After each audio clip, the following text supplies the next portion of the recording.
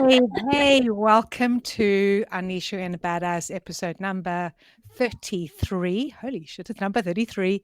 And today we have me, Fran Lopesha, Carrie Hyam, and Kat Wasilnikov with you, three of the Beach Boss influencers. And in these episodes, we talk about,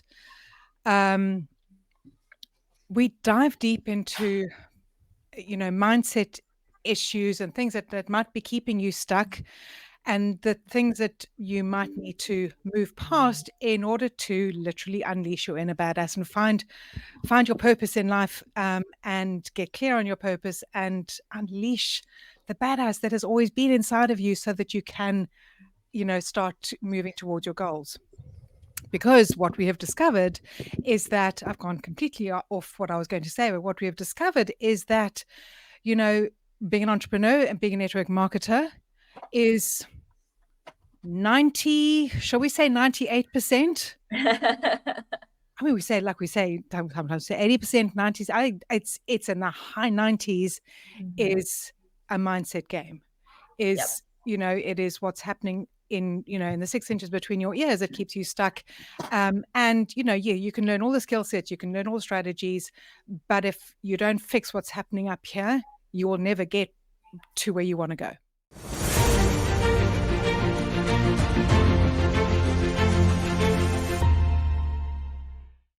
Today, we want to talk about people pleasing. And I want to start off by saying, I had a realization today, literally today. I was listening to a podcast and I had a realization today because I became a dentist. And I always thought that I became a dentist because I wanted to please my parents. I wanted to do what I thought was expected of me. Yeah. And I had a realization today that it wasn't actually for my parents. Yes, I've always wanted to, be the good girl and do what was expected of me. But right throughout school, I was always a nobody. I was always the shy little girl. I was always, I wasn't the popular girl.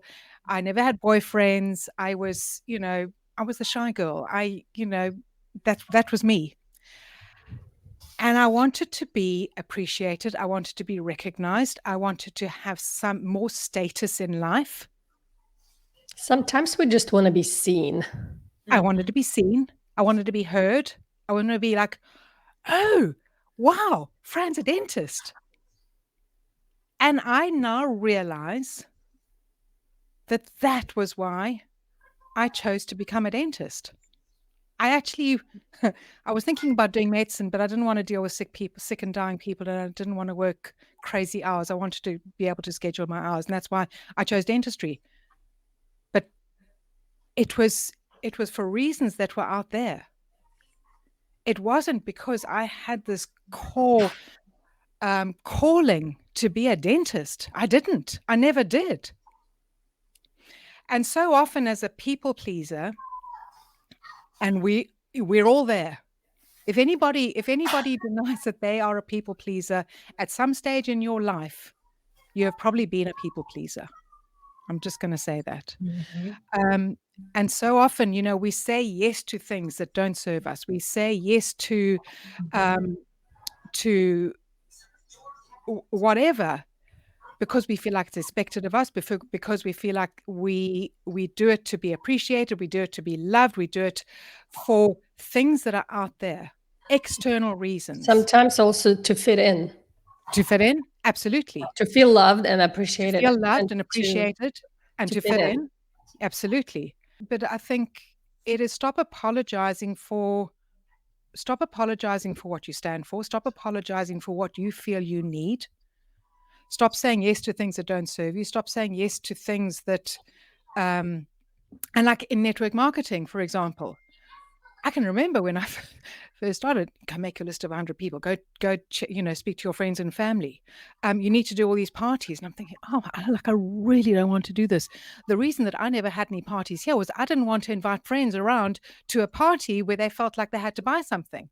And then I joined a company that was Party Plan. Okay. So how many times you guys bought more product because your upline told you to do that so they can rank advance. Yeah. So you be that good girl who Be that good follows girl. the rules. Yeah. Yeah. I'm also curious, like, just for people to be able to identify the people pleaser in them, like, let us know in the comments if you consider yourself a people pleaser, if it's something maybe you're not even aware and you're listening to this and you're like, huh, I wonder if I do this. Because for the longest time, I didn't even realize I had no awareness that that was what I was doing, was people pleasing. And mine actually stems from wanting to be liked. Yeah. I wanted people to like me, right? I was, you know, we won't get into Carrie's story, but I went to one school until I was in like 6th grade, and I had like just a couple friends. It wasn't the popular girl. And so all of a sudden when we moved, I like remember having this like thought that I actually get to change who I am. Like, I get to be a new person going to this school. They don't know me. They don't know like my, like, how weird and quirky and stuff I was. And I remember when I got to that school, I completely changed who I was. I was like, I mean, I'm a loud person by nature. Like, I'm just loud, right? I'm loud. I have energy. When there's the extroverted line, I'm like slightly above it right here. And when in my old school, because I was loud and all of that, it didn't really serve me. So then I get to this new school, it's in middle school, and there's boys and all the things, and I like completely like shut myself down to try and be somebody else, to try and be like the girls that I noticed were the popular girls. Yeah. Right. And I had done it I did it forever, right? It wasn't until I got into high school and I started doing pageants that all of a sudden people started to recognize, oh, maybe Carrie, it is actually like a pretty girl, right? Because I've never considered myself so that. I did exactly the same, but the opposite way around, because I was such an introvert and so shy at school that I got to university and I thought, I don't want to be this person anymore. I want to be like with the popular kids. I want to be one of those people. And so I went completely, like, I found the extrovert in me, and I'm not like that, but I found the extrovert in me. And Wayne says he remembers me from first year. He said I was wild. I was wild. I was So much so that I wild. failed first year. I failed first Who year. would have thought? Fran is I was wild. like, I'm not. And I that's think not a lot me. of us go through that wild stage when we suppress, you know, some of our feelings and desires for so long, it just explodes, right? And so that's why I think we all have that wild year, wild month, or a week. And then we go back to normal, like, oh, that was right. But you know, all of this to say that, like, I recognize that it was a pattern in my life of changing who I was, or, you know, saying yes to Fran's point, saying yes to things I didn't want to do just to be liked, to be seen, to feel loved, you know, to feel a way I wanted to feel, because I didn't feel it internally, right? Like, I looked for external things, external verification and validation, rather than going internal, which we know, if you listen to any inner badass episodes, we always bring it back to internal, right? It all starts with you and your inner badass that has to be unleashed. But specifically in network marketing, we're seeing it a lot. We see it a lot of people pleasing, a lot of saying yes to, you know, I'm going to go and I'm going to do this podcast. I'm going to go and I'm going to, you know, train all of these people. I'm going to go and I'm going to do this. I'm going to go and I'm going to do that. And the people that end up suffering is first yourself, and then your family and your relationships, because you said yes to, you know, I'm going to train 50 people today and have a million conversations, when you really don't have to do that. Like, people are adults. And when we call it breastfeeding your team, when you breastfeed your team and when you continue to be the one to do everything for them, you're never going to grow. You become the bottleneck in your own business. And people pleasing is usually the key root of of saying yes to training all the people and doing all the things, even though they don't necessarily serve us at that point in time. That doesn't mean you don't train your team. It just means you do it in a group setting. You do not have to be hopping on millions of one-on-one calls with people every single day. You really don't. No.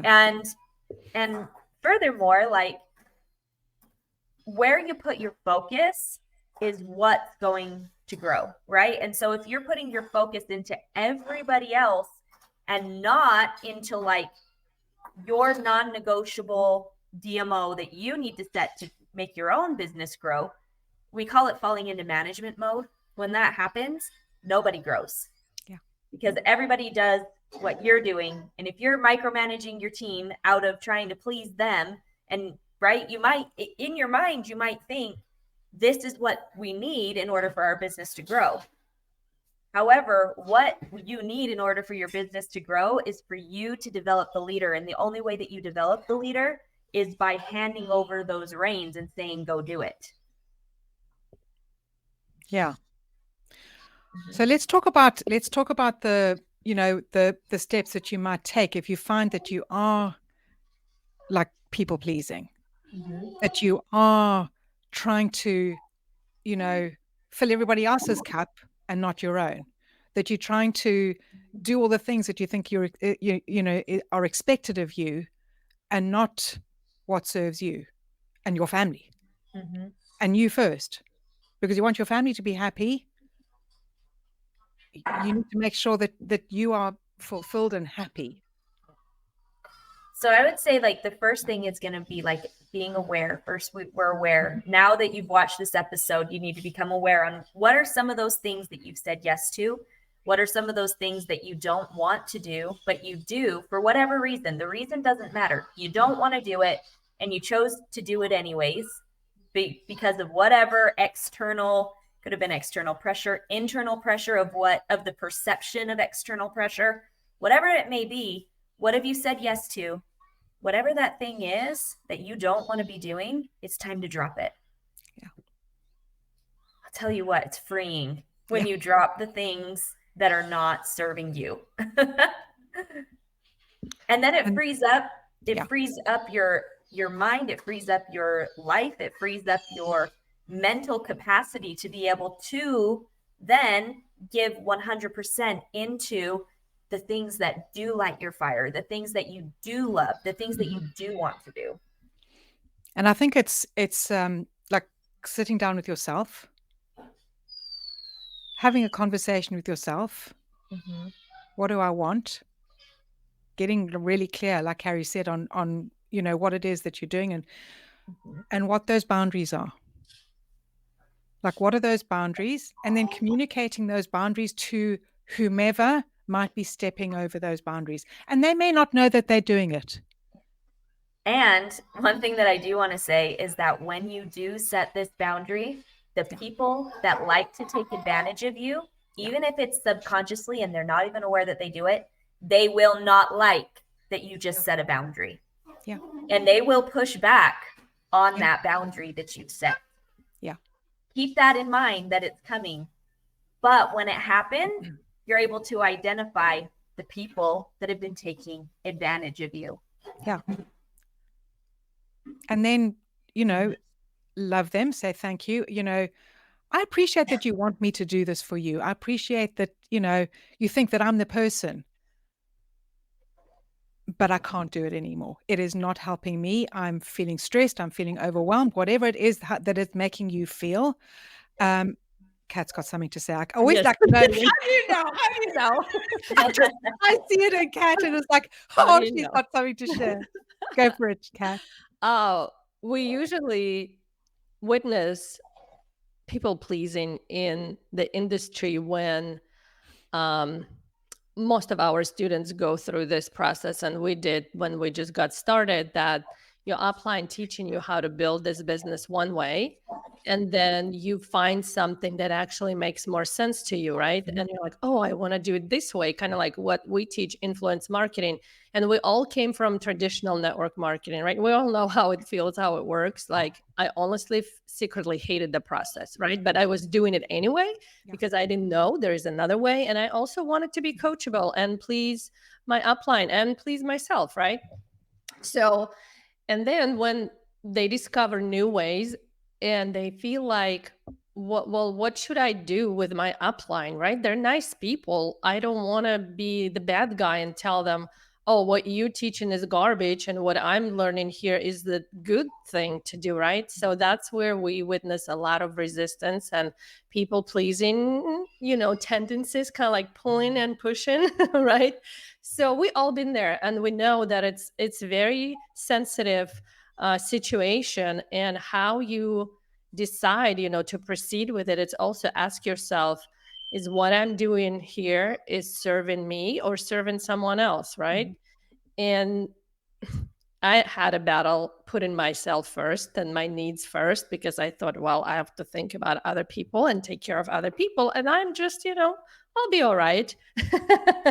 But then we all have to deal with the midlife crisis. If you've been ignoring yourself and your own needs for 30, 40, 50, 60 years, then it's going to explode. And you're going to feel like you wasted all these years of your life just because you were trying to do the right thing, right? And it backfired in totally opposite direction. So yeah, if this is something you've been struggling right now, where you're trying to figure out which way should I build my business, because you don't want to, step on anyone's toes and make anyone mad, or you want to keep pleasing the people. So maybe it's time to figure out what is it you really want, right? And it's your business, and you have the power to decide how you want to build it, and explain it to other people that, I'm doing it for me. I appreciate what you've done for me, right? I appreciate it. I've learned a lot. It worked to some point, but now I want to do it my way, right? Because that's what I want. And you don't have to justify it or explain why you want it. It just makes sense to you, right? If it's making sense to you and you want it, you should be able to make decision in your own favor for change. Absolutely. And dog pleasing goes in line with this whole conversation too. You can tell your dogs no, as I lift them up to sit with me because they're begging. All right. So with that, let us know what your biggest takeaway was from today's episode. Any aha moments, takeaways, we'd love to know. And don't forget to join us next week as we're live again at the same time. Have a good week, everybody. We'll see you next week. Bye-bye.